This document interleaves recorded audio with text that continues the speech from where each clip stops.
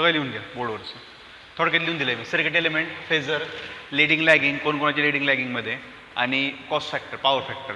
सोपं एकदम. काय बघा, फक्त रेजिस्टर असेल तर फेजर कसा असतो आपला, व्होल्टेज आणि EMF सेम डायरेक्शनला, सेम डायरेक्शन. दोघांमध्ये अँगल किती आहे, 0 डिग्री. कोण कोणाला लॅग लीड नाही करत. कॅपॅसिटरमध्ये EMF लॅग करतो, करंट लीड करतो. कितीने, 90ने. 90ने लॅग करणार EMF. थोडक्यात लिहिलं आहे मी. इंडक्टरमध्ये EMF लीड करतो. अँटी क्लॉकवाईज असेल तर लीडिंग, क्लॉकवाईज असेल तर लॅगिंग. EMF लीड करणार 90 डिग्रीने. LR circuit. आता LR सर्किट आणि CR सर्किट तुमच्या पुस्तकात नाही आहे, फक्त नीटला जे येईल आहे. पहिले 3 एलिमेंट तुमच्या पुस्तकात आहेत, पण हे दोन्ही लक्षात ठेवा खालचं. LRमध्ये काय येईल आपण, हा ER केलता आणि हा EL केलता. EMF लीड करतो करंटपेक्षा 90 डिग्रीने. मग रिझल्टंट किती आलता, E0. Phi is called as power factor किंवा phi is called as phase difference. EMF lead current by phi. अरे रिझल्टंट हा आला ना, मग हा लीड करतोय पुढे ना करंटपेक्षा, त्यामुळे ते झालं. कारण EL ER पेक्षा मोठा आहे, मग रिझल्टंट पलीकडे जाणार ना, सिम्पल आहे. CRमध्ये EMF लॅग करतो, EC लॅगिंगमध्ये ER पेक्षा, त्यामुळे खाली आलं. मग resultant E0 five angle. EMF lag by five than I. खतम. पॉवर फॅक्टर एकच आहे, फेज डिफरन्स किती आहे, 0. Cos 0 1, 90 90, cos 90 0. आता इथे कसं काढणार, तुम्ही तर काढू शकत नाही डायरेक्ट. मग इथे जर काढू शकत नसाल तुम्ही अँगल, तुम्हाला अँगल माहीत नसेल तर फायचा अजून एक फॉर्म्युला आहे, cos phi is equal to R/Z. बघा इम्पिडन्स ट्रायंगल, त्याच्यावरून काढले मी. इथं लिहा इम्पिडन्स ट्रायंगलवरून. Cos phi adjacent side upon hypotenuse. पण हायपोटेनियस माझा Z आहे, तो किती आहे, √R² + XL - XC whole square. But LR सर्किटमध्ये there is absence of capacitor. मग XC काय करणार, मी काढून टाकणार, R² + XL². Similar like this. CR मध्ये there is absence of XL, R² + XC whole square. Question MCQ लिहू शकतो. Power factor for inductive circuit 0. Power factor for capacitive circuit 0. Phase difference विचारला 90 degree 90 degree. Power factor for resistor 1 आणि हे किती आहे, 0 आहे. LCRचं पण करू शकतो तुम्ही, काय प्रॉब्लेम नाही. LCRमध्ये किती येणार फेजर, LCRचं पण करूयात आपण थोडक्यात. इथं करतो LCRचं. हे लिहून घे बरं का बोर्डवरचं. LCRचं कसं काढलेलं आपण फेजर, माहिती कसं काढलेलं, ER EL EC. आणि हा काय आलता, EL - EC. हा झाला हायपोटेनियस E0. हा अँगल फाय. आणि लिडिंगमध्ये कोण होतं, लिडिंग लॅगिंग सांगता येत नाही बरं का. म्हणजे ॲक्च्युली कसं आहे, आपण ॲझ्युम केलं होतं की EL EC पेक्षा मोठा आहे, त्यामुळे आपण तर सांगू शकत नाही लिडिंग. पण तरी पण लिहून घ्या, पुस्तकात नसेल कदाचित. Phi EMF leads by phi to current. म्हणजे ते एक ॲझम्पशन आहे की EL EC पेक्षा मोठा आहे, तर मग वेक्टरवरती येणार. पण ॲक्च्युली आपल्याला माहित नाही कोण कोणाला लिडिंग करतं ते. पॉवर फॅक्टर किती येणार आहे, R/√R² + XL - XC whole square. ह्यात परत 2 टॉपिक आहेत. नॉन इंडक्टिव्ह म्हणजे रेजिस्टिव्ह, प्युअरली इंडक्टर और कॅपॅसिटर. नॉन इंडक्टिव्ह म्हणजे काय, purely resistive.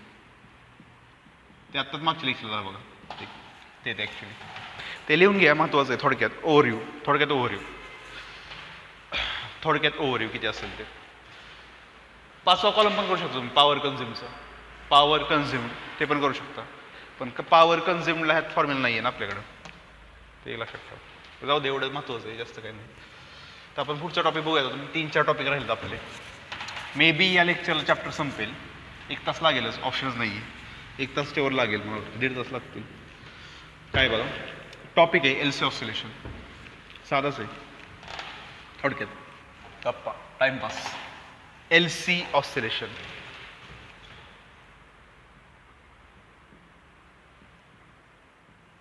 What is mean by LC oscillation. LC oscillation म्हणजे काय माहिती का, नावाच आहे. L काय, इंडक्टर. C काय, कॅपॅसिटर. दोघांमधलं ऑसिलेशन तसलं SHM, टू अँड फ्रो दोघांमधलं जे ऑसिलेशन आहे, that thing is called as LC oscillation. Concept काय बघा थोडं का. आता मी काय करणार माहिती का, एक कॅपॅसिटर घेणार, कॅपॅसिटरला समजा मी DC लावला किंवा AC लावा, कसंही करा, DC लावा, AC लावा, काही करा, होणार काय, इथून करंट जाणार, करंट गेला की कॅपॅसिटरची प्लेट आहे, प्लेट नंबर 1, प्लेट नंबर 2, आणि कॅपॅसिटरचं काम काय,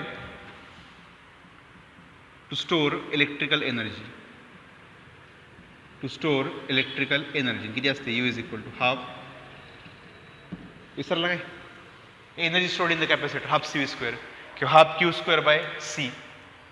3 फॉर्म्युले आहेत, मी म्हटलं तुम्हाला आठवा, कॅपॅसिटरचे सगळ्यात 3 महत्त्वाचे फॉर्म्युले एनर्जी स्टोअरचे, डायरेक्ट क्वेश्चन येतो, हाफ CV स्क्वेअर सगळ्यात फेमस आहे, परत C equal to Q by V ने रिप्लेसमेंट करा, 2 फॉर्म्युला अजून येतील. तर capacitor is a device which stores energy in the form of electrical एनर्जीमध्ये स्टोअर करते. कशी करणार ते सांगतो मी तुम्हाला. आता झाले आपले, करंट आला, ही जी प्लेट आहे ना ती सगळी पॉझिटिव्ह होणार आतनं,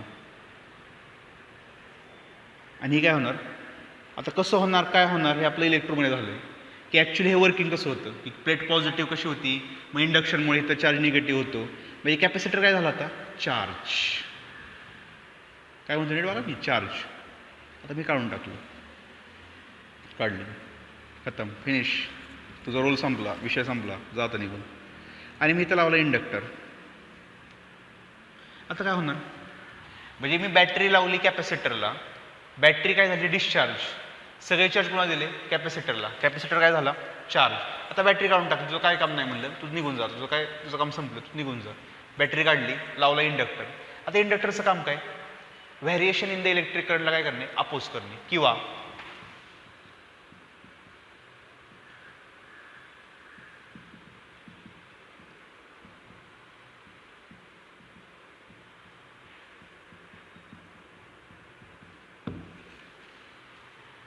काय काम आहे इंडक्टरचं, to store the energy in the form of magnetic field.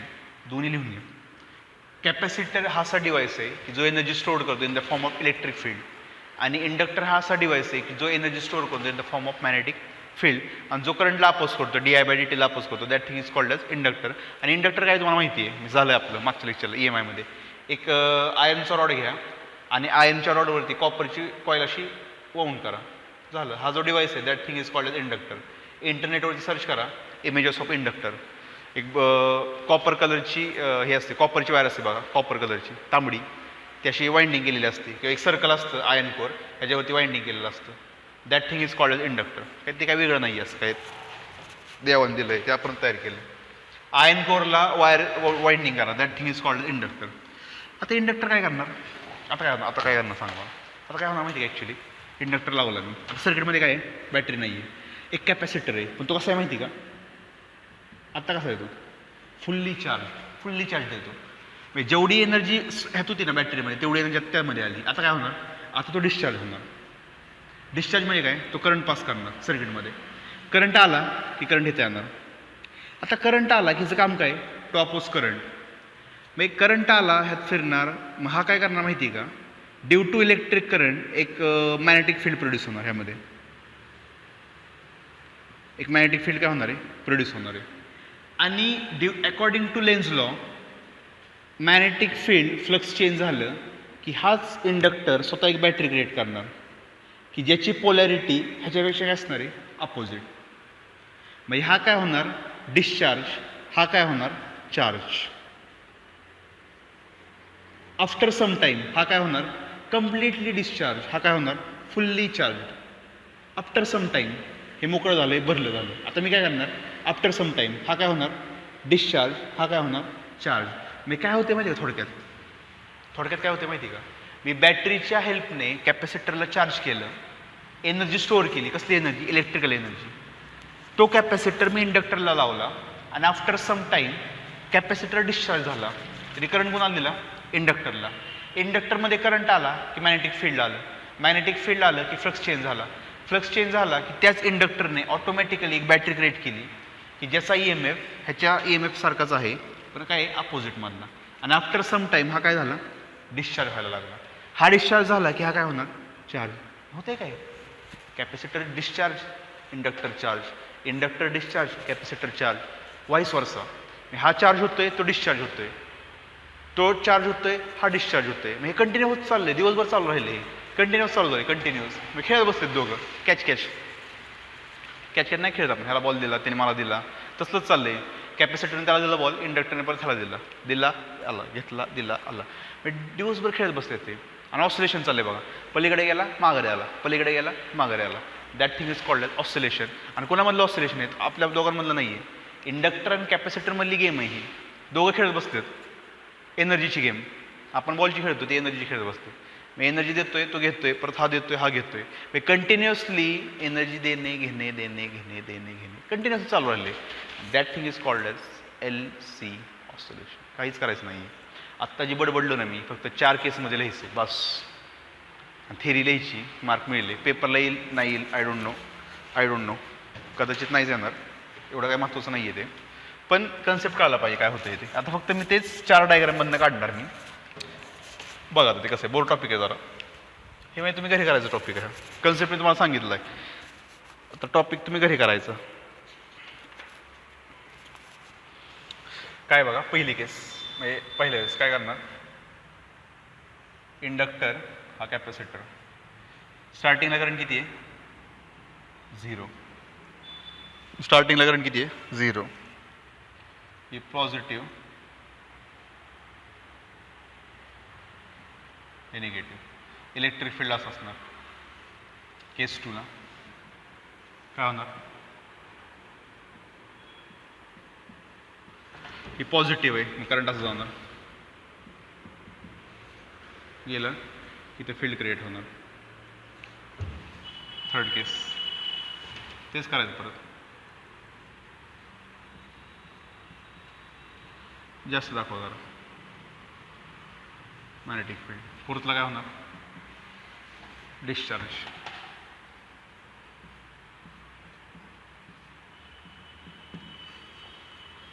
झालं. आणि फिफ्थ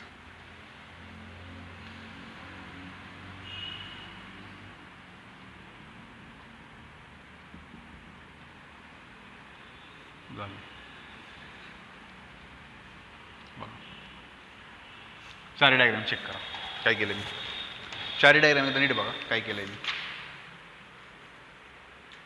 4 डायग्राम जर नीट बघा काय केलं मी.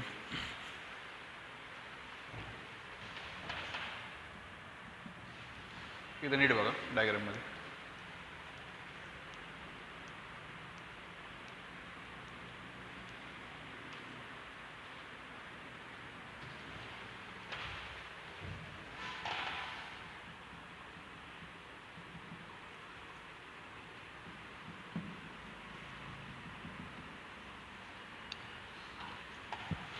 ह्या 4 डायग्राम काढायचे 5 आणि खाली ह्याची थेरी इथं लिहायची, ह्याची इथं लिहायची, ह्याची इथं लिहायची, ह्याची इथं लिहायची आणि ह्याची इथं लिहायची. कशी लिहायची? पॅराग्राफमध्ये. असं नाही 4 पेपर आपल्याकडे असं माहिती नाही A4 साईजचं आहे. तुम्ही अख्ख्या पेजवरती बसवाचाल. हे लिहायचं त्या खाली लिहायचं. परत हे लिहिलं ना ही डायग्राम काढली ह्याच्या खाली थेरी लिहायची. परत दुसरी काढली डायग्राम खाली त्याच्या खाली थेरी लिहायची. काय लिहायचं? Initially in the above figure initially the cap. मी सांगतो वर लिहा एवढं लिहू नाही शकत मी, लय मोठं होईल ते. सांगतो मी. Initially this capacitor is connected across AC source किंवा DC सोर्स. पुस्तकात दिलंय वाचा. Then after some time battery charge the capacitor. It means charging process. Charging is done with the help of battery. Capacitor is fully charged as shown in the figure. When this capacitor is connected to inductor, then after some time this fully charged capacitor start discharging as shown. केवढंच लिहा. थांबा 1 minute नको लिहायला ते इथं डिस्चार्जिंगचं लिहावं लागेल. काय लिहावं लागेल? इनिशियली तिथं सांगतो परत. Initially capacitor is connected across AC or DC source. Then this AC or DC source supply energy to the capacitor and capacitor gets fully charged. Now this capacitor is connected across inductor, but initially current in the circuit is 0 as shown in the figure. एवढं लिहायचं. आता पुढे इथं लिहायचं. Now after some time this fully charged capacitor starts discharging current to the start discharging and inductor gets charged as shown in the figure. This fully charged capacitor start discharging and is discharging the inductor as shown in the figure. Similarly, in the third case, this process goes on and at a particular time the capacitor gets fully discharged and inductor gets fully charged. And we know that inductor stores energy in the form of magnetic field. So it produces an battery, an EMF, it creates an EMF whose polarity is opposite to that of capacitor as shown in the figure 3. Now in figure 4, inductor start discharging and it gets discharging capacitor as shown in the figure 3 करू charging होते ना. It is charging capacitor 3. It is charging capacitor and now after some time inductor gets fully discharged and capacitor gets fully charged. Now capacitor is again discharging. But in opposite direction. पुस्तकात चुकले जर असं करून. But in opposite direction. उलट करणार बरं का. आधी कसं होतं, ही प्लेट पॉझिटिव्ह होती, ही प्लेट निगेटिव्ह आहे. करंट असं चाललाय माझा सर्किटमध्ये बघा असं. पण आता काय होणार, असं करंट चाललाय ना. मग ही प्लेट पॉझिटिव्ह ही प्लेट निगेटिव्ह. उलट करंट फ्लो होणार ना. कॅपॅसिटर मध्ये असं चाललाय करंट. इंडक्टर उलट करणार. मग खालची प्लेट पॉझिटिव्ह वरची निगेटिव्ह. मग कसं करंट पास करा, मग हे चार्जिंग होणार, परत ते डिस्चार्जिंग होणार. फक्त पॉझिटिव्ह वेगळी दाखवायची. शेवटच्या केसला काय दाखवायचं, तीच कंडिशन. स्टार्टिंगला काय होतं, करंट 0, एंडला पण काय राहणार, करंट 0, फक्त पोलॅरिटी वेगळी. वरची प्लेट पॉझिटिव्ह, खालची निगेटिव्ह. इथे काय होणार, खालची पॉझिटिव्ह, वरची निगेटिव्ह. असं का होतं माहिती का ॲक्च्युली, कारण कॅपॅसिटर असा करंट फ्लो करत असेल, ते इंडक्टर असा करतोय, त्यामुळे ती पॉलॅरिटी चेंज झाली आहे. वरचं पॉझिटिव्ह, इथं खालचं पॉझिटिव्ह आहे, विषय संपला. आणि ही केस जेव्हा येते तेव्हा मी काय म्हणणार, ऑसिलेशन होते. एसीच्या माहिती आहे ना, जिथून स्टार्ट झालं तिथं झाला तर मी काय म्हणणार, ऑसिलेशन झालं. माझं स्टार्ट इथून आहे I = 0 ला, आणि परत जर मी इथं चालू I = 0 ला, तर मी काय म्हणणार, 1 oscillation. And that thing is called as LC. पुस्तक वाचा लगेच कळेल. मी आता सांगितलं तुम्हाला थोडक्यात, पुस्तक वाचायला लगेच कळेल तुम्हाला, थेरी काहीच डाऊट नाही आहे. पुस्तक वाचा लगेच कळेल. What is mean by LC oscillation. Continuous electrical फ्रिक्वेन्सीचं ऑसिलेशन होणे in the circuit, that thing is called as LC oscillation. Constantly variation in the electric signals, that thing is called as LC oscillation. म्हणजे magnetic फील्डचं electric एनर्जीमध्ये आणि electric एनर्जीचं magnetic फील्डमध्ये. झालं, खतम, विषय फिनिश, संपलं. आता नवीन टॉपिक बघूयात आपण. जास्त काही खेळायची गरज नाही सोबत. रेझोनन्स काय बघा, रेझोनन्स महत्त्वाचं आहे. ह्याच्यावरती पण न्यूमरिकल येतात पेपरला. लास्टचा टॉपिक आहे सिरीज रेझोनन्स आणि पॅरलल रेझोनन्स. दोन टॉपिक बघूयात आपण. What is mean by series and what is mean bye parallel. Series resonance circuit काय बघा,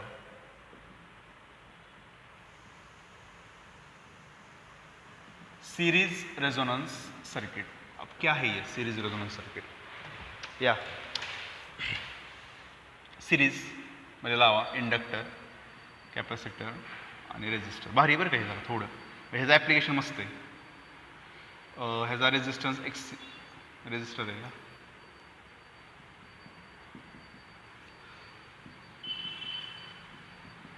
काय केलं मी 3 सर्किट एलिमेंट घेतले आपले फेमस LCR, अमर, अकबर, अँथनी. तिघांना कनेक्ट केलं अक्रॉस AC. ओके, आता काय करायचं, कनेक्ट केलं तुम्ही, ठीक आहे, XL XA R समजलं, ओके. आता काय करायचं माहिती, खेळत बसायचं जरा ह्यांच्यासोबत. खेळत बसतो मी काय केलं, मला एक गोष्ट कळली की ॲक्च्युली काय आहे की ह्या सर्किटचा इम्पिडन्स किती आहे खाल्ल्या, हिअर Z = √, किती आहे ह्या सर्किटचा इम्पिडन्स आहे. अँड XL काय ω/L 2πfL, XC काय 1/ωc 1/2πfc. मला काय कळलं, मी सर्किट लावले, एलिमेंट लावले, ओके केलं खाली. मला एक गोष्ट काय कळली की या सर्किटचा इम्पिडन्स मला माहिती आहे, काढला आहे मी, आर स्क्वेअर इंटू ब्रॅक प्लस हे आहे. एक्सेल काय resistance offered by inductor 2AC omega L, omega काय 2πfl, XC काय 1/ωc, ओमेगा काय 2πfc. मला एक गोष्ट काय कळली माहिती आहे का की एक्स रेजिस्टर जाऊ द्या, कोणावर डिपेंड नसतो. रेजिस्टर ही काय बल्बमधली ज्यातली वायर आहे ना तो असतो रेजिस्टर, तो कोणावर डिपेंड नसतो, तो स्वतःच्या मनाचा मालक आहे, तो काही करेल. पण मला एक गोष्ट कळली की इंडक्टर आणि कॅपॅसिटरचा पिक्चर जरा वेगळा आहे. हा स्वतःच्या मनाचा मालक आहे रेजिस्टर, त्याचं एकच काम आहे करंटला अपोज करणे, आणि तो स्वतःवर डिपेंड आहे, कोणावर डिपेंड नाही आहे. पुढनं करंट आला की तो अपोज करणार, कुठला पण असू दे, AC असू दे DC असू दे, डझंट मॅटर. पण एक्सेल आणि XCचा प्रॉब्लेम काय माहिती का, इंडक्टर आणि कॅपॅसिटरचा त्यांचा रेजिस्टन्स. मी फॉर्म्युला चेक केला, मला काय कळलं की XL is depend on frequency, XC depends on the frequency. हे मी तुम्हाला शिकवताना सांगितलं आहे. XL is directly proportional to frequency आणि XC is inversely proportional to frequency. कुठली फ्रिक्वेन्सी? ACची. कुठली ACची? काय E=E0 sin ωt. फ्रिक्वेन्सी म्हणजे काय रोटेशन. आठवलं पहिलं लेक्चर हाऊ AC प्रोड्युस्ड.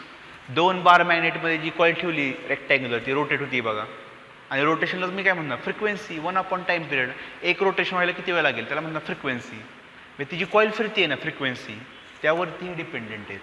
म्हणजे एक्सेल आणि XCला हँडल कोण करणार आहे माहिती का, मी करणार आहे मी. आणि मी कोणाला हँडल करणार माहिती का, ह्या सोर्सला. कारण AC प्रोड्यूस करायचं हातात माझ्यात आहे, करायचं का नाही करायचं ते. मी 12 मॅग्नेट कॉईल ठेवली की AC प्रोड्यूस झाला, पण माझ्यात आहे ना ते ठेवायचं का नाही ते. म्हणजे एक्सेल आणि XCला हँडल करते EMF AC सोर्स, पण ACला हँडल कोण करते, आपण. म्हणजे मी किंवा तुम्ही, आपण हँडल करणार.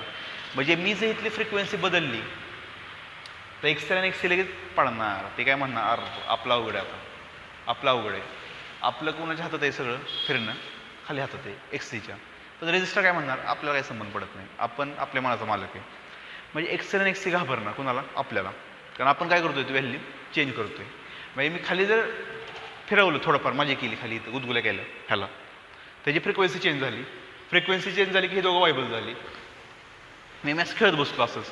आणि मला एक गोष्ट कधी कळली की ॲट अ पर्टिक्युलर टाईम मी खेळत बसतो दिवसभर. ॲट अ पर्टिक्युलर टाईम मला काय कळलं माहिती आहे का की एक वेळ अशी येते की सर्किटमध्ये एक्सेल आणि XC सेम येतोय. अरे बापरे, हे कसं काय झालं, हाऊ दिस हॅपन. नीट बघा, मी जर फ्रिक्वेन्सी वाढवली, काय म्हणतो नीट बघा, फ्रिक्वेन्सी जर वाढवली तर एक्सेल वाढतंय.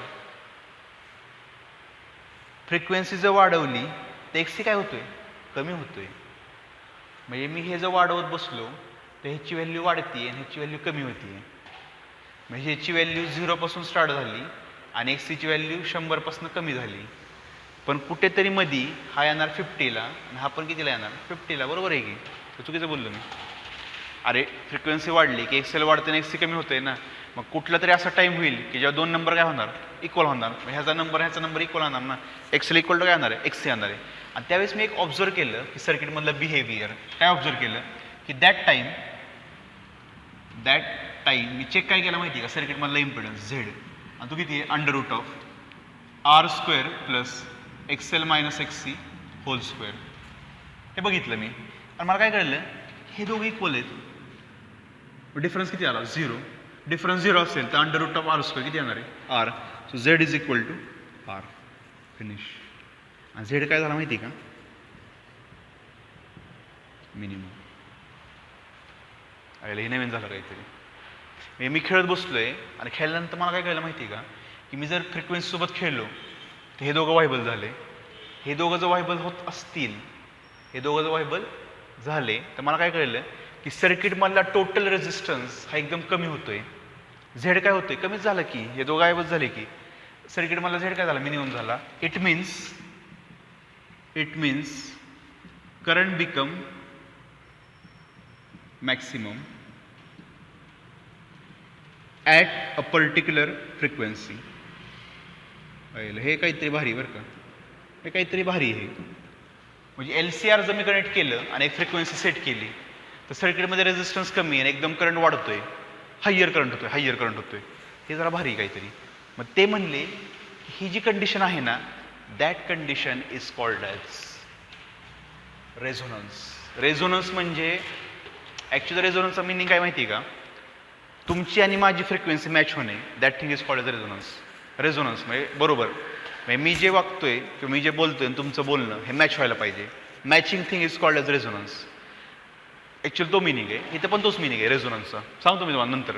हा मिनिंग ॲक्च्युअली पुढे लागणार आहे आपल्याला, की मॅचिंग होणे, नॅचरल फ्रिक्वेन्सी आणि दुसरी फ्रिक्वेन्सीचं मॅचिंग होणे, that thing is called as resonance. पण या टॉपिकमध्ये रेझोनन्स म्हणजे काय माहिती आहे का, की at a particular low frequency the resistance in the LCR circuit becomes very low and current becomes maximum. That condition is called as series resonance circuit. मग तुम्ही म्हणता सर फ्रिक्वेन्सी किती येते ती काढू की आपण, कुठं काढायची, काय इथं काढायची, at a particular time XL is equal to XC, हे वापरा पुढं. देअरफॉर एक्सेल काय आहे, ओमेगा आहे. एक्सेल काय आहे, 1/ω/c. काढायचं आहे काय मला, फ्रिक्वेन्सी काढायची. ओमेगाचा फॉर्म्युला काय, 2πfL is equal to 1/2πfc. काढायचं काय फ्रिक्वेन्सी, इथं आणा 1/LC आणि 2πf इकडे घ्या, 4π²f². बरोबर आहे का, बरोबर आहे की. LC इथं न्या, L इथं आणा, 2πf इथं आणा, 2πf × 2πf, 4π²f², take square root. Therefore 2πf is equal to 1/√LC. Therefore FR is equal to 1/2π√LC. and this is called as, this FR is called as resonant frequency. Direct question येतो CETला, direct question, calculate resonant frequency. Direct question नीटला. Resonant फ्रिक्वेन्सीचा formula डोक्यात fit करा. सगळ्यात famous formula ह्या चॅप्टरमधला, 1/2π√LC. √L inductance आणि C काय, कॅपॅसिटन्स, हेनरी फॅरेड, तुम्हाला माहिती आहे. रेझोनंट फ्रिक्वेन्सी म्हणजे एवढी फ्रिक्वेन्सी जर मी सेट केली तिथं खाली, इथं फिरवली मी अशी सेट केली, तर ऑटोमॅटिकली ह्या दोघांचा रेझिस्टन्स काय येणार, इक्वल. आणि त्या टाईममध्ये सर्किटमधला जो करंट आहे तो काय येणार, एकदम मॅक्सिमम. रेझिस्टन्स काय येणार, कमी येणार. And that condition is called as series resonance circuit. विषय संपला, एवढंच मला सांगायचं होतं. That condition is called as series resonance circuit. समजलं का बघा. आणि FR is called as resonant frequency 1/2π√LC. मी चेक काय करणार की ह्याचा इंडक्टन्स किती आहे, 2 हेनरी. ह्याचा कॅपॅसिटन्स किती आहे, 5 फॅरेड. म्हणजे 5 फॅरेड आणि 2 इंडक्टन्स हेनरीचा असेल तर हे 5 × 2 10. म्हणजे √10 करा, किती येईल बघा. तर 2π ने मल्टिप्लाय करण्याचा हे घ्या, रेसिप्रोकल घ्या. जेवढी फ्रिक्वेन्सी येईल तेवढी तर सेट करा. ऑटोमॅटिकली सर्किटमधला करंट काय जाणार, हायर जाणार, हायर. आता हे का वापरतोय आपण, म्हणजे हे ॲक्च्युली काय झालं, हे स्टडी झाला. म्हणजे सर्किटसोबत मी खेळल्यामुळे मला काहीतरी मिळालं, जे मिळालं मी तुम्हाला ते सांगितलं आहे. मग ते काहीतरी नवीन मिळालं ना, त्यामुळे ही थेअरी मांडली त्यांनी. This called as series resonance circuit. आणि रेझोनन्स म्हणजे काय, हीच प्रॉपर्टी की पर्टिक्युलर फ्रिक्वेन्सीला सर्किटमधला करंट काय असणार आहे, मॅक्सिमम, आणि इम्पिडन्स काय असणार आहे, minimum. That condition is called as series resonance circuit. आणि त्या फ्रिक्वेन्सीला मी काय म्हणणार, रेझोनंट फ्रिक्वेन्सी. यूज काय ह्याचा, ह्याचा यूज काय आहे, तर ह्याचा यूज काय माहिती आहे का, ग्राफ आहेत बरं का, ग्राफ वगैरे सगळे. आता त्याचा यूज काय माहिती आहे का, ॲक्च्युली ह्याच्या कॅरेक्टरिस्टिक्स पण आहेत, ह्याचा ग्राफ पण आहे. ग्राफ काढवा दे आपण, नंतर आपण जरा यूज बघूयात. ग्राफ कसा आहे बघा ह्याचा, करंट वर्सेस फ्रिक्वेन्सीचा ग्राफ असा आहे. ग्राफ लक्षात ठेवा बरं का, सगळे महत्त्वाचे आहेत ग्राफ. हा झाला I0. ग्राफ लक्षात ठेवा. फ्रिक्वेन्सी वर्सेस करंट, ग्राफ लक्षात ठेवा कसं काढला मी ग्राफ प्लॉट केला करंटचा आणि फ्रिक्वेन्सीचा. मी काय केलं, इथली फ्रिक्वेन्सी चेंज केली, म्हणजे 0 पासून स्टार्ट केलं मी. फ्रिक्वेन्सी वाढवली की ऑटोमॅटिकली करंट वाढतोय, वाढणारच करंट, ठीक आहे बाकी करंट बिकम्स मॅक्सिमम. आता करंटला जर मॅक्सिमम व्हायचं असेल तर सिम्पल आहे, त्याला आधी वाढावं लागेल. मी फ्रिक्वेन्सी वाढवली, चेक ग्राफ प्लॉट केला रे मी, इथली फ्रिक्वेन्सी चेंज केली, इथलं वाढवलं, करंट वाढत चाललं आहे, मग ग्राफ प्लॉट केलं मी. आणि एका पर्टिक्युलर फ्रिक्वेन्सीला ही व्हॅल्यू मॅक्सिमम आली, परत त्या पलीकडे गेलो, वाढवली, परत करंट कमी झाला, मग ग्राफ प्लॉट झाला. की फ्रिक्वेन्सी इथली जी चेंज करतोय मी आणि करंटचा ग्राफ प्लॉट केला मी मेजरमेंट करून, तर मला काय कळलं, ग्राफ असा आहे. आणि ग्राफ डॉक्युमेंटमध्ये फीड करा. हा कुठला ग्राफ आहे, सिरीज रेझोनन्स सर्किटचा. Frequency versus current. एका पर्टिक्युलर फ्रिक्वेन्सीला तुमचा करंट मॅक्सिमम आहे, झालं, वाढणार कमी होणार. आणि I0 is called as peak value of current. I0 is equal to V equal to IR, I काय ना V/R. मग इथं आय नॉटची व्हॅल्यू किती आहे? I naught is equal to E naught by Z झालं. ई नॉट बाय झेड हा झाला माझा ग्राफ. डायग्रॅम, थोडी थेरी, इथून प्रूफ, मेन पॉईंट, रिझल्ट हा एफ आर आणि हा ग्राफ झाला. हा झाला आपला ग्राफ. आता ह्याला काय म्हणतो माहिती का मी? ह्याचं जर थोडं characteristics of series resonance circuit बघू आपण काय. हे लिहिलं आहे ना, हे लिहून घ्या. आता थोडे कॅरेक्टरिस्टिक्स बघूयात आपण काय काय ना, थोडं एवढंच आहे कॅरेक्टरिस्टिक्स. पेपर लिहिलं बरं का. सिरीज रेझोनन्स, अजून एक आहे पॅरलल पुढे, series resonance. Characteristics of series resonance. पहिलं काय? रेझोनन्स ऑकर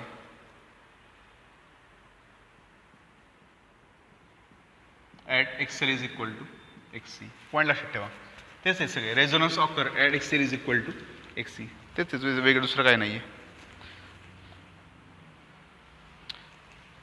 रेझोनंट फ्रिक्वेन्सी किती आहे?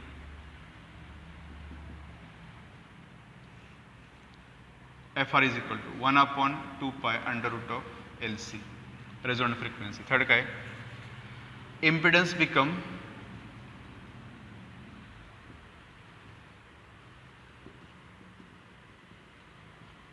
Minimum, current become maximum. Fourth ह्यात काय आहे? करंट हॅज, मी आधी लिहितो मग समोर एक्सप्लेन करतो. Maximum value. Fourth, it accept current having large value.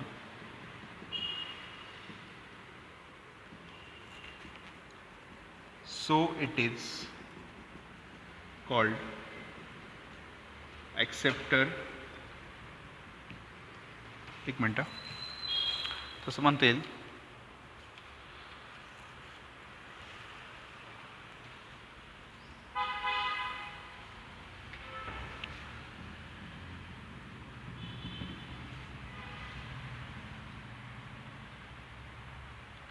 काय बघा, characteristics of series resonant circuit तेच आहे की रेझोनन्स कधी होणार आहे? रेझोनन्स म्हणजे जुळणे, मन जुळणे. रेझोनन्स कधी होणार? ज्या एक्सेल आणि एक्सीची व्हॅल्यू काय असणार आहे? इक्वल. मी आता नाही का म्हणलं इक्वल पाहिजे, इक्वल म्हणजे रेझोनन्स कधी होणार? when XL is equal to XC. मग त्यावेळेस रेझोनंट फ्रिक्वेन्सी किती आहे? 1/2π √LC. मग त्या कंडिशनमध्ये काय होणार? Impedance become minimum, current become maximum. आणि सिरीज रेझोनंट सर्किटमध्ये करंट हॅज मॅक्सिमम व्हॅल्यू. आता सगळ्यात महत्त्वाचं पाचवं आहे आपण. मिनिट नाही लिहिलं, पण ॲक्च्युली कसं आहे माहिती का? If number of frequencies are fed, if number of frequencies are fed मध्ये दिले, if number of frequencies are fed to the circuit, then this circuit accept only the frequencies who has maximum value. त्यामुळे त्याला मी काय म्हणणार? Acceptor circuit. हे सांगतो मला नक्की काय. When number of frequencies are fed to it accepts only the frequency and rejects the other. The current is maximum for this frequency and it is called as acceptor circuit. म्हणजे या सर्किटला मी जर external frequency दिली, external 10 frequencies दिल्या, तर हे circuit फक्त एकच फ्रिक्वेन्सी घेणार की ज्या फ्रिक्वेन्सीची करंटची व्हॅल्यू काय मॅक्सिमम आहे. So that circuit is called as acceptor circuit. आता हे कुठं वापरतो आपण? सगळ्यात महत्त्वाची पाचवी आहे, एकदम स्टार करा, 5 स्टार. पहिले 4 आहेत ना, ते थेरॉटिकल नॉलेज आहे. सगळ्यात महत्त्वाची पाचवी आहे आणि ते तुम्हाला मी सांगतो डिटेलमध्ये. तुम्हाला हे माहिती का? फ्रिक्वेन्सीज FM, रेडिओ मिरची 90, FM आपलं नाही का 93.5, 92.7, 95.5 आपल्या रेडिओ फ्रिक्वेन्सीज. ते आता तुम्हाला सांगतो वर्किंग कसं होतं ॲक्च्युली. या आता सांगतो मी तुम्हाला कसं होतं ॲक्च्युली. या आता इथे रेडिओ स्टेशन आहे आपलं, रेडिओ. आता तिथून EM वेव्ज बाहेर पडत आहेत, इलेक्ट्रोमॅग्नेटिक वेव्ज वेगवेगळ्या. कुठल्या वेव्ज? रेडिओ स्टेशनमध्ये इलेक्ट्रोमॅग्नेटिक वेव्ज, EM वेव्ज. 11वीतला चॅप्टर जो शिकवायचा राहिला आपला होईल ते इलेक्ट्रोमॅग्नेटिक वेव्ज. आता त्या वेव्जमध्ये अशा वेव्ज आहेत. वेव्ज आले की फ्रिक्वेन्सी येणार, समजा किती आहे? 93.5 हर्ट्ज, 92.7 हर्ट्ज. रेडिओ मिरची, अजून कुठलं जास्त? पुणे रेडिओ सिटी, रेडिओ मिरची. कुठलं ते रेडिओ मिरची नसतं का ते? मिरची तसलं टाईमपास असतो. आजकाल नाही का तसं नवीन पोरगा आला तो RJ राघव कोणतरी तसलं ते असंच करतो. ते आजकाल पब्लिकला आवडला आहे तसला वाला तो वाला तो जिथं काम करतो ना ते वाला ते 92.7 रेडिओ मिरची. अजून कुठला FM पुण्यातला पुणे मला एवढे नाव माहीत नाही आता बरेच येतात 96.5 100.1. तर ॲक्च्युली कसं आहे माहिती आहे की जे एक रेडिओचं स्टेशन आहे ते इलेक्ट्रोमॅग्नेटिक सिग्नल्स इमिट करतात. काय इमिट करतात? गाणे ऐकायला आपल्याला सिग्नल काय करतात? इमिट करतात एअरमध्ये अख्ख्या सगळीकडे इंडियामध्ये. आता समजा मी चाललो आहे गाडीत किंवा मी घरी बसलो आहे 4 व्हीलरचं घेऊ आपण साधं एक्झाम्पल. 4 व्हीलरमध्ये बसलो आपण 4 व्हीलरमध्ये आपण 4 व्हीलर तुम्ही 4 व्हीलरचं कधी हे केलं आहे का ऑब्झर्वेशन 4 व्हीलरचं? तर 4 व्हीलरच्या वरती एक अँटेना असतो बघा. ऑब्झर्वेशन असेल तुमचं तर 4 व्हीलर कुठलीही घ्या 2 व्हीलर नाही बरं का 4 व्हीलरच्या वरती एक अँटेना असतो बघा. नसेल बघितलं घरी 4 व्हीलर नसेल जाऊ द्या रेडिओ तर आहे घरी. जुने आई वडील आपल्या म्हणजे जुन्या काळातली माणसं ऐकते बघा रेडिओ ऐकायची. रेडिओ आपल्या घरी असतो बघा. रेडिओ असतो बघा एक तसलं इथं तरी बटन असतात आणि वायर असते बघा किंवा एक अँटेना असतो रेडिओचा.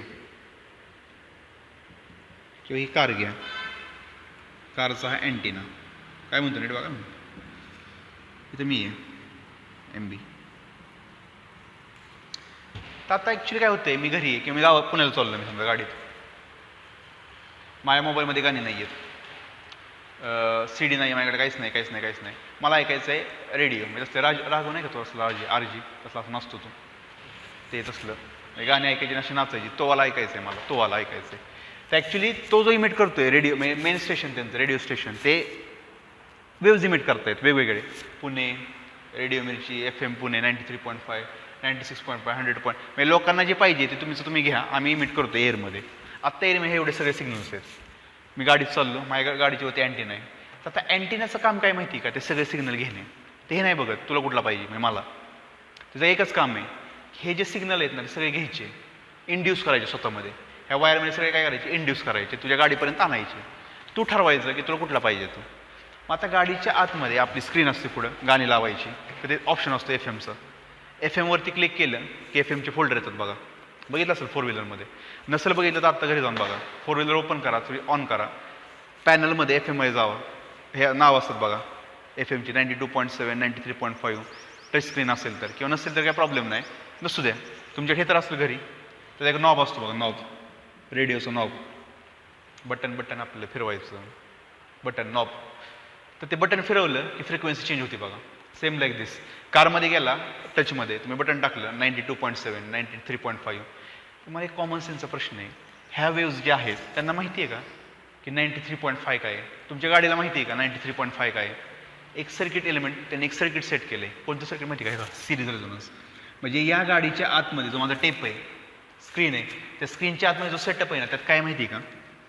इंडक्टर कॅपॅसिटर आणि रेझिस्टर आणि हा ACचा सोर्स माझा बॅटरी हा सेटअप माझ्या गाडीच्या आतमध्ये काय होणार?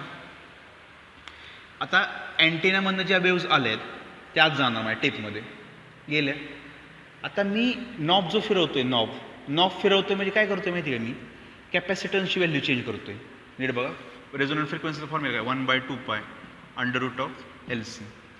आता मला जर रेझोनंट फ्रिक्वेन्सी आणायची असेल की ज्या फ्रिक्वेन्सीला या सर्किटमधला रेझिस्टन्स एकदम कमी आहे आणि करंट एकदम मॅक्सिमम आहे ही कंडिशन मला जर आणायची असेल तर मी काय करणार तो नॉब फिरवणार किंवा मी बटन लावणार. नॉब फिरवतोय म्हणजेच काय करतोय माहिती का? मी सर्किटमधला कॅपॅसिटन्स आणि इंडक्टर चेंज करतोय. काही बघा तुमच्या सर्किटमधला कॅपॅसिटन्स किंवा इंडक्टर काय करतोय मी चेंज करतोय. आता तो जर चेंज झाला सर्किटमधला कॅपॅसिटर आणि इंडक्टर तो चेंज झाला की हे चेंज होणार हे चेंज झालं की हे काय होणार चेंज. आणि एका पर्टिक्युलर पॉईंटला रेझोनंट फ्रिक्वेन्सी येणार हे इक्वल टू हे येणार आणि ऑटोमॅटिकली फ्रिक्वेन्सी वाढणार. फ्रिक्वेन्सी वाढला की सर्किटमध्ये करंट काय होणार वाढणार. तुम्ही एकदा ऐकलं आहे का की तुम्ही जेव्हा FMचं बदलता तेव्हा असा आवाज येतो हुम आणि एकदम वाढतो क्लिअर आवाज येतो गाण्याचा. परत तुम्ही चेंज केलं की आवाज कमी येतो. नंतर तुम्ही चेंज केलं की बुर्र आवाज येतो. समजा एका ठिकाणी चालले आज 15 ऑगस्ट आहे 15 ऑगस्ट उभा राहावा आणि मध्ये येतं छैया छैया छैया छैया चल छैया मध्येच छैया छैया येतं. मध्येच काय येतं साधं गाणं येतं जुन्या काळातलं कुठले एक मिनटं दुसरंच गाणं आठवलं मला.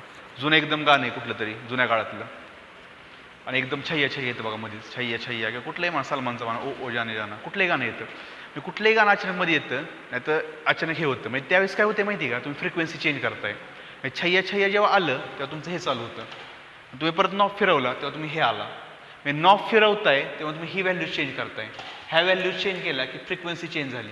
एक फ्रिक्वेन्सी सेट झाली की सर्किटमधला रेजिस्टन्स कमी झाला, करंट काय झाला, मॅक्सिमम झाला. एकदा हळू आवाज हळू येतोय, जास्त हळू जास्त. ते का होतं माहिती ॲक्च्युली, त्याच्यामुळे होते, ह्याच्यामुळे हे होते, करंट कमी जास्त होतोय. आता मला समजा हे पाहिजे 93.5, मला माहिती आहे का, त्या नॉबला माहिती आहे का 93.5, मी फिरवलं तर मी काय करतो माहिती आहे का, ॲक्च्युली सगळ्या वेळेस तर माझ्याकडे आल्यात इंडक्टरमध्ये सगळ्या.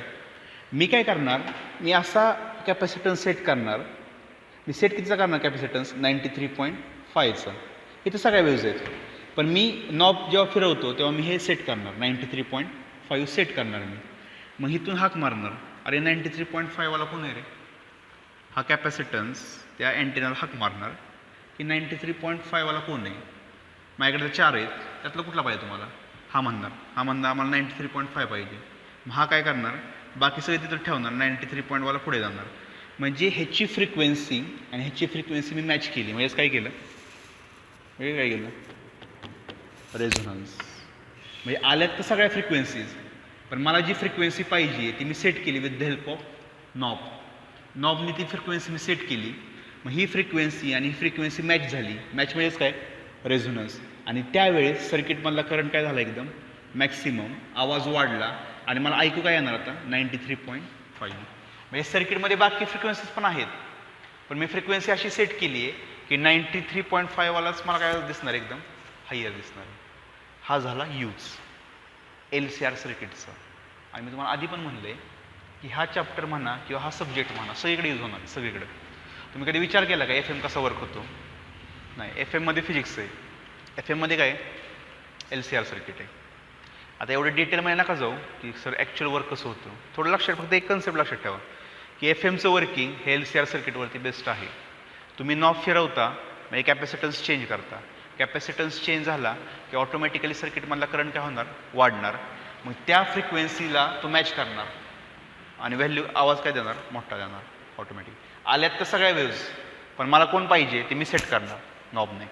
मला 93.5 पाहिजे, 93.5 हा विचारणार आहे का, लगेच घेणार तो. आणि that thing is called as. आणि कधी कधी काय होतं माहिती तुम्हाला, असं होतं बघा. आता याचा ग्राफ काढला समजा मी, आता ग्राफ काढला मी असं, ते बघा ह्याला काय असणार 93.5. आता हे बघा ह्या दोन व्हॅल्यूज म्हणजे 92.7 आणि 90 किती पण असू दे 95.5. म्हणजे कधी कधी काय होतं माहिती का, तुम्ही रेडिओ सेट करताना पर्टिक्युलर फ्रिक्वेन्सीला 2 आवाज ऐकू येतात. म्हणजे त्याच फ्रिक्वेन्सीला आय आणि त्याच फ्रिक्वेन्सीला आय. म्हणजे काय होतं माहिती का, तुम्ही 90 म्हणजे एक पर्टिक्युलर फ्रिक्वेन्सी लावतो तुम्ही, त्यावेळेस मला 2 आवाज ऐकू येतात. एक तर आपलं छैया छैया छैया आणि दुसरं आपलं साधं कुठलं ते समजा हे आपलं काय म्हणतात त्याला, लेक्चर आहे कुठलं, लेक्चर मग कुठलं तरी सरांचं लेक्चर किंवा असं काहीतरी असेल, तो राघव असेल तसला, राघव तसला वाला तो. एक तर हे तर ऐकू येईल, तर तुम्हाला हे तर ऐकू येईल, ते एका पर्टिक्युलर फ्रिक्वेन्सीला ऐकू येतं बघा. खेळायला असं किती FM सोबत खेळायला असेल की सेम एका पर्टिक्युलर फ्रिक्वेन्सीला 2 आवाज ऐकू येतात. काय येतात त्याच्यामुळे येतात बघा. बघा ही फ्रिक्वेन्सी वेगळी, ही फ्रिक्वेन्सी वेगळी, पण आवाज काय सेम आहे. मग ते सेट बरोबर करतात म्हणजे स्टेशनवाले, एवढं जवळजवळ ठेवत नाहीत, डिफरन्स जास्त ठेवतात. 93.5 आणि 92.7 जास्त डिफरन्स होतो मोठा, मग ते ओव्हरलॅपिंग होत नाही. मग आल्यात तर सगळ्या फ्रिक्वेन्सी, पण मला 93.5ला मॅक्सिमम करंट मिळणार. मॅक्सिमम करंट मिळाला की आवाज पण तेवढा जास्त येणार आहे. झालं मग नोट. मग तेच तर ऐकायचं आहे 93. मग हे कुठं ऐकायचं आहे 7.5 95.5. मग ते नको, मला काय पाहिजे, जास्त विचार नका करू, एकच लक्षात ठेवा की रेडिओ आणि FMचं वर्किंग हे LCR सर्किटवरती बेस्ट आहे. तुम्ही नॉब फिरवता म्हणजे कॅपॅसिटन्सची व्हॅल्यू चेंज करता. कॅपॅसिटन्स चेंज झाला की रेझोनंट फ्रिक्वेन्सी काय होणार आहे, चेंज.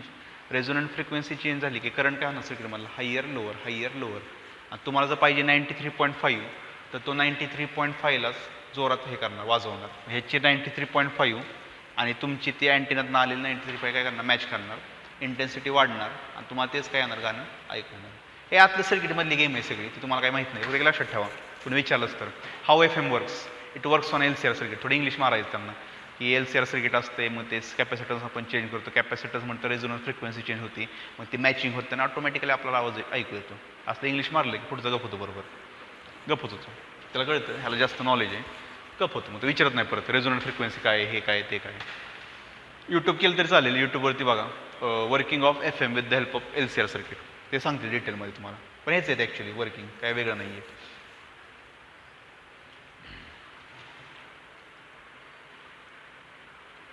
मी सेट करणार फ्रिक्वेन्सी आणि ती फ्रिक्वेन्सी फक्त बोलवणार, आहे का, तू आहे का, ओके ये, मग झालं, मग खतम. तर this is called as series resonance circuit.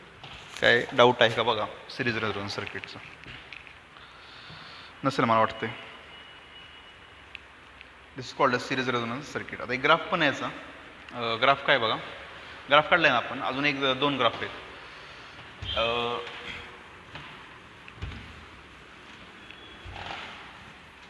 काय बघा,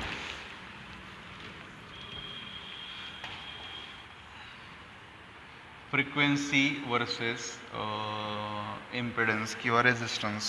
बघा मला सांगा एक्सेलचा फॉर्म्युला काय, ω L 2πfL, XC is equal to 1/ωc 1/2πfC.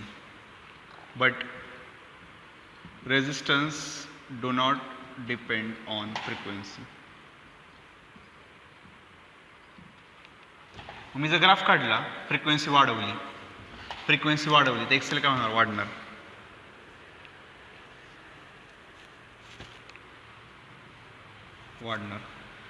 मी जर फ्रिक्वेन्सी वाढवली, XC काय होणार, कमी. ग्राफ प्लॉट केला असा आला, टच नाही करायचं बरं का.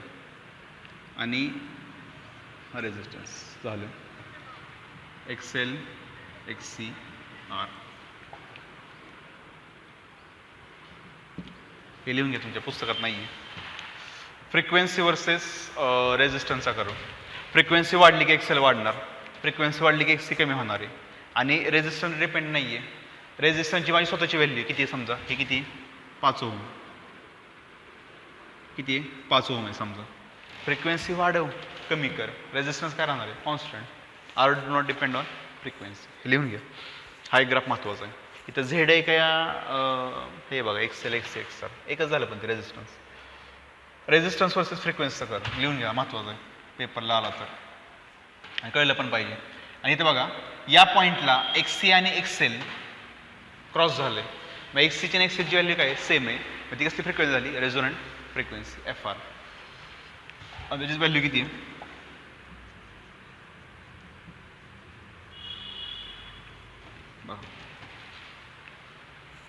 हा एक कर्व काढून ठेवा. मेन टॉपिक आपलं एकच झालं आता, एक नाही 2 झाले. What is mean by LC oscillation आणि what is mean by series resonance circuit. आणि अजून एक बघितलं आपण, ते हे 4 सर्किट एलिमेंटचे कॉस्ट फॅक्टर, पॉवर फॅक्टर बघितले आणि फेज डिफरन्सचा अँगल बघितला. महत्त्वाचं आहे ते लिहून घ्या. पेपर लिहू शकता असलं थेरीमध्ये. Characteristics of series resonance circuit. पहिले 4 तर सोपेच आहेत, 5वं फक्त लिहायचं आहे. 5वं कुठलं आहे, रेडिओवाला आपलं radio station. If number of frequencies are fed to the circuit, then it accepts only the frequency whose current has maximum. ते फक्त काय करणार, तो सेट करणार, तेवढं लिहायचं फक्त. आता एकच राहिलं आपला टॉपिक, पॅरलल रेझोनन्स सर्किट राहिलं आहे आणि त्याच्यानंतर हे राहिलं आहे चोक कॉईल. ते काय लगेच मला वाटतं एक अर्धा तास संपेल. पॅरलल रेझोनन्स ह्याचाच भाऊ आहे सेम. आणि एक हे चोक कॉईल थोडं सांगायचं, ते क्यू फॅक्टर एक आहे, ते 20 मिनिटात, अर्धा तासात होईल, अर्धा तासात ते होऊन जाईल. आणि एक लक्षात ठेवा, एक MCQसाठी, series resonance circuit is also called as, accept करते ना, ॲक्सेप्ट घेते येते, रिजेक्ट नाही करत, घेते येते. मला 93.5 पाहिजे, घेतलं मी, acceptor. It is also called as acceptor circuit. ते एक लक्षात ठेवा, मेन पॉईंट. चालतंय, काय करू आपण नेक्स्ट लेक्चरला बघूयात. तर नेक्स्ट लेक्चरला काय करू, चॅप्टर झालाच आहे आपला. नेक्स्ट लेक्चरला हे बघूयात काय, पॅरलल रेझोनन्स, चोक कॉईल आणि क्यू फॅक्टर. आणि न्यूमरिकल स्टार्ट करू. अजून किती लागतं माहिती आहे का? मिनिमम मॅक्सिमम नाही, मिनिमम नाही, मॅक्सिमम 3 लेक्चर. पुढचं लेक्चर थेअरीमध्ये जाईल, थोडे न्यूमरिकल, त्या पुढचं लेक्चर न्यूमरिकल, लागलं असतं अजून एक लेक्चर. 3 लेक्चर मॅक्स चॅप्टर खतम 3 लेक्चरमध्ये. नंतर चालू करू दुसरा इलेक्ट्रॉन्स, फोटॉन्स आणि सेमीकंडक्टर. चालतंय मग बघा तेवढं रेडिओचं समजून घ्या नीट काय आहे ते ॲक्च्युली. भेटू मग नेक्स्ट लेक्चरला. चला.